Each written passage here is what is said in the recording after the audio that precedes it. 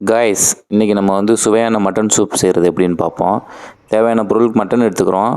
தக்காளி, வெங்காயம், புதினா, கருவேப்பில்லை, அதே மாதிரி பட்டை, கிராம்பு எடுத்து வச்சுக்கிறோம்.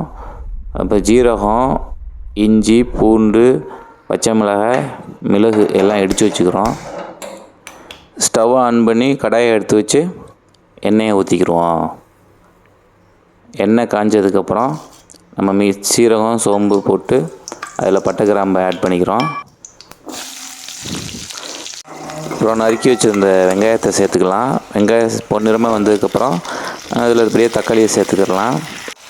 தக்காளி ஓரளவு வதங்கி வந்ததுக்கப்புறம் இடித்து வச்சுருந்த அந்த இஞ்சி, பூண்டு, பச்சை மிளகா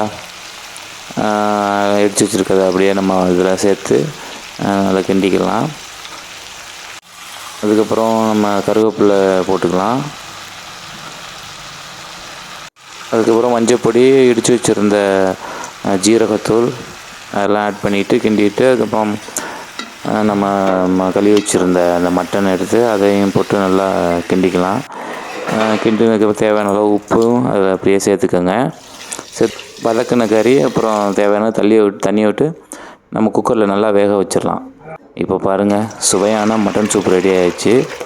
ஃபைனலாக நம்ம இடித்து வச்சுருந்த மிளகு அப்புறம் மல்லித்தலையை போட்டு ஃபினிஷிங் டச் முடிஞ்சிச்சு. சுவையான மட்டன் சூப் ரெடி. நீங்களும் இந்த சுவையான மட்டன் சூப்பை ட்ரை பண்ணி பாருங்கள். தேங்க்யூ.